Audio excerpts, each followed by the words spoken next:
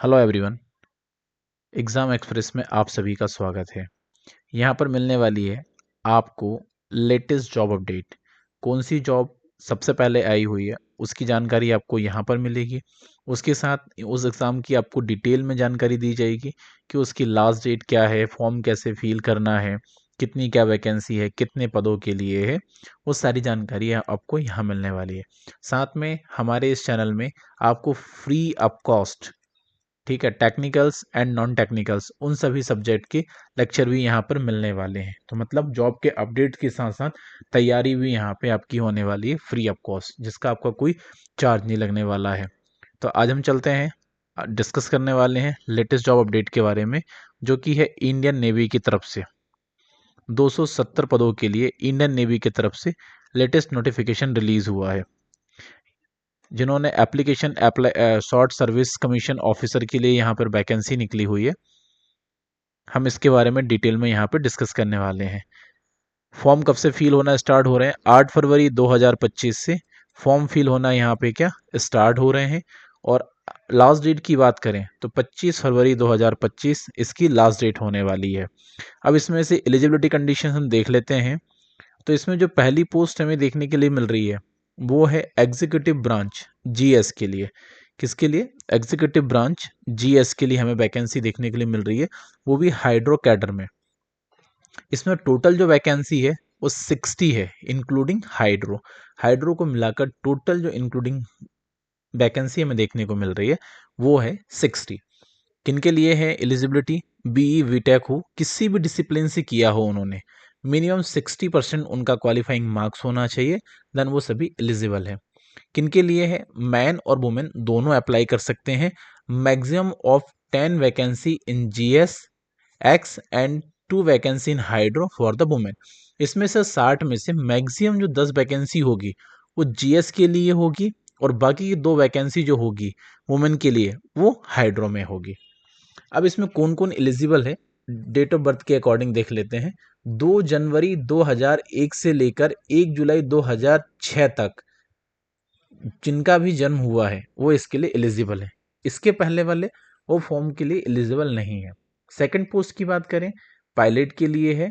Third जो है naval air operation officer observe की, ठीक है, ऑब्जर्व के लिए है। फोर्थ जो वैकेंसी है वो है एयर ट्रैफिक कंट्रोल, ठीक है। इसके लिए डिसिप्लिन की बात करें, क्या आपको डिग्री चाहिए होगी? तो बीई बीटेक होना चाहिए किसी भी डिसिप्लिन में, मिनिमम 60% मार्क्स के साथ में। And candidate must have 60% aggregate marks in class 10 12th, minimum 60% marks in English class 10 and 12th। मतलब जो एग्रीगेट मार्क्स हैं 10 12th के, मिनिमम 60% तो होना ही चाहिए 11th और 10th और 12th के, और साथ में इंग्लिश में भी 60% प्लस मार्क्स होना चाहिए। क्लियर? तो पायलट के लिए टोटल वैकेंसी है 26। मैन वुमेन्स दोनों इसके लिए एलिजिबल हैं। मैक्सिमम जो है 5 वैकेंसी होने वाली है वुमेन्स के लिए आउट ऑफ 26। वहीं इसमें जो एज की बात करें, 2 जनवरी 2002 से लेकर 1 जनवरी 2007 के सभी स्टूडेंट्स या कैंडिडेट इसके लिए एलिजिबल हैं। इसके पहले के 2001 तक के भी इसके लिए एलिजिबल नहीं है, तो इस चीज़ का विशेष ध्यान रखें। नेक्स्ट वैकेंसी है नेवल एयर ऑपरेशन के लिए। इसमें टोटल वैकेंसी देखने को मिल रही है 22। मैन वुमेन दोनों एलिजिबल है। मैक्सिमम 5 वैकेंसी वुमेन के लिए है। इसके लिए भी सेम है पायलट की जैसे एज की बात करें हम। इसके बाद एयर ट्रैफिक कंट्रोलर के लिए टोटल वैकेंसी हमें देखने को मिल रही है 18। मैन और वुमेन्स दोनों एलिजिबल हैं। इसमें जो डेट ऑफ बर्थ है वो 2 जनवरी 2001 से लेकर 1 जनवरी 2000 तक के कैंडिडेट एलिजिबल होंगे। नेक्स्ट जो वैकेंसी है उसकी अगर हम बात करें आपको, तो एयर ट्रैफिक कंट्रोलर, ठीक है, किसकी? एयर ट्रैफिक कंट्रोलर की तो हम वैसे भी बात कर चुके हैं। नेक्स्ट है लॉजिस्टिक की, ठीक है। लॉजिस्टिक में हमें देखने को मिल रही है B BTech in any discipline with the first class या MBA with the first class, ठीक है। इसमें क्या है, बी बीटेक हमें डिसिप्लिन किस कोई भी हो फर्स्ट क्लास का वो यहाँ पे चलेगा, और एमबीए किया हो फर्स्ट क्लास में। इसमें टोटल नंबर ऑफ जो वैकेंसी हमें देखने को मिल रही है वो है 28। कितनी वैकेंसी? 28। लेकिन एलिजिबिलिटी क्राइटेरिया में बीएससी या बीकॉम हो वो भी चलेंगे, एमसीए किया हो वो भी इसमें चलेंगे। मैन वुमेन्स दोनों इसके लिए एलिजिबल हैं। मैक्सिमम 6 वैकेंसी है जो वुमेन्स के लिए है। यहाँ पर date of birth as it is होने वाली है जो हमने पास्ट में देखी हुई है। नेक्स्ट बात करें इसमें एजुकेशन के लिए, इसमें टोटल वैकेंसी है 7। कितनी वैकेंसी है? 7। मैन वुमेन्स दोनों एलिजिबल हैं। 2 जनवरी 2001 से लेकर 1 जनवरी 2005 की डेट ऑफ बर्थ वाले कैंडिडेट सभी एलिजिबल हैं इसके लिए।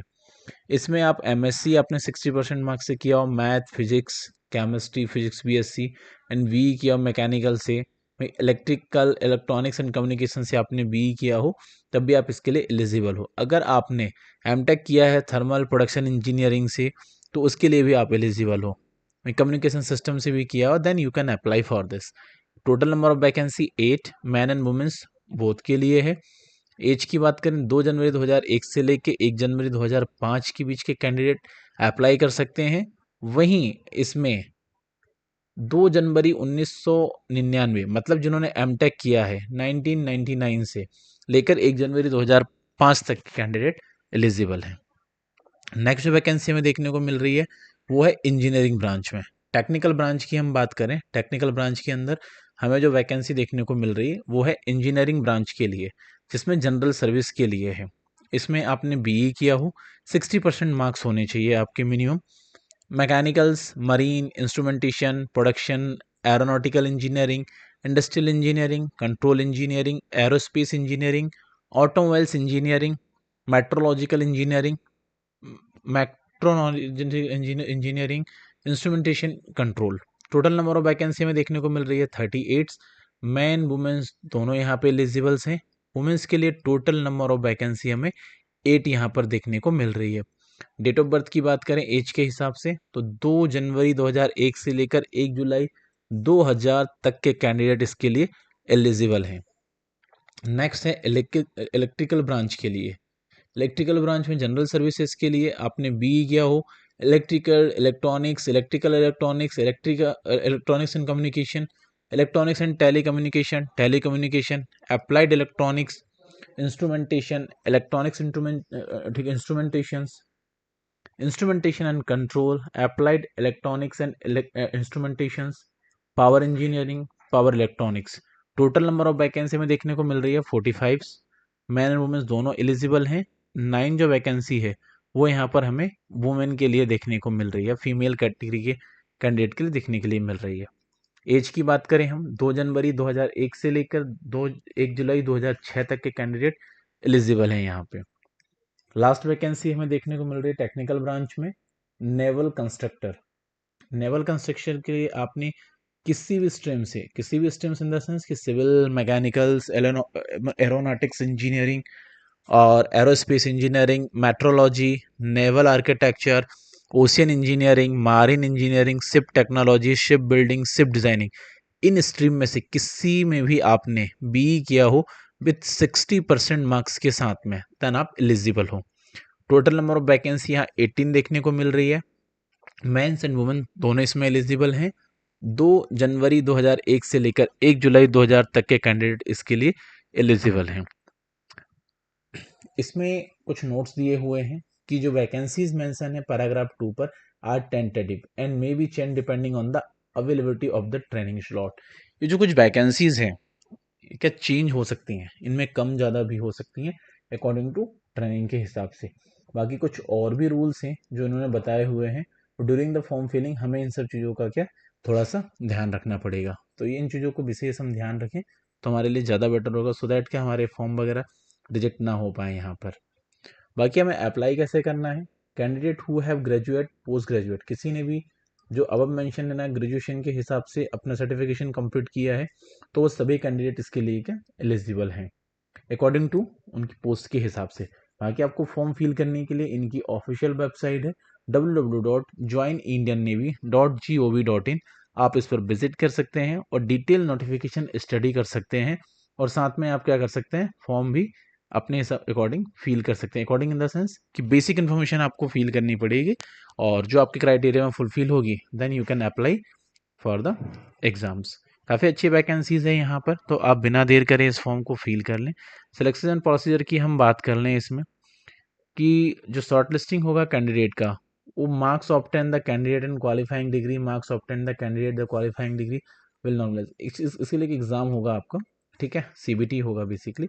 उसमें आपको परफॉर्म करना पड़ेगा, जैसे आपकी मेरिट लिस्ट आएगी उसके अकॉर्डिंग फिर के आपका सिलेक्शन होगा। बाकी यहाँ पे सिलेक्शन प्रोसीजर उन्होंने दिया हुआ है, ऑफिशियल वेबसाइट पे भी आप विजिट कर सकते हैं। फिर इसमें प्रोविशन पीरियड भी आपका मेंशन है, कितने टाइम तक आपको जॉब करनी है। फिर पे अलाउंसेस वगैरह सब कुछ कितने मिलने वाले हैं। The initial gross salary of the sub lieutenant start from the 1,10,000 रुपये। ये आपकी मंथली सैलरी होने वाली है। अगर आप इसमें सिलेक्शन ले लेते हैं तो मिनिमम आपको 1,10,000 रुपये यहाँ पर सैलरी पर मंथ की मिलेगी। इसके अलावा आपको टीए, डीए, मेडिकल फैसिलिटीज़ और भी ट्रैवलिंग अलाउंस वगैरह सब कुछ आपको यहाँ पे गवर्नमेंट्स की बिहाफ पे जो होता है वो सारी फैसिलिटीज़ यहाँ पर आपको देखने को मिलेगी। तो आप बिना देरी करे, इतनी अच्छी वैकेंसी है तो इसका बेनिफिट उठाएं, क्योंकि नंबर ऑफ वैकेंसी काफ़ी ज़्यादा है। ऑलमोस्ट 270 हमें क्या वैकेंसी यहाँ पर देखने को मिल रही है। सो दैट आप इसको फॉर्म को फिल करें लास्ट डेट के पहले, तो आपके लिए उतना ही बेटर होगा। बाकी आप ऑल इंडिया लेवल की सभी जॉब अपडेट्स के लिए हमारे इस यूट्यूब चैनल को सब्सक्राइब कर सकते हो। यहाँ पर आपको मिलेगी ऑल इंडिया लेवल की सभी जॉब अपडेट्स, और साथ में उनकी तैयारी के लिए गाइडेंस भी और कोर्सेज भी फ्री ऑफ कॉस्ट। बाकी ज़्यादा से ज़्यादा लोगों को शेयर करिए, सो दैट क्या हो कि लोग बाग इन सभी वैकेंसीज़ का बेनिफिट उठा पाएँ।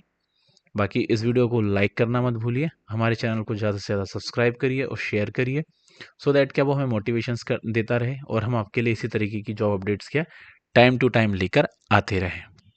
तो आज का सेशन हम यहीं पर क्लोज करते हैं। Signing off this session. Thank you so much.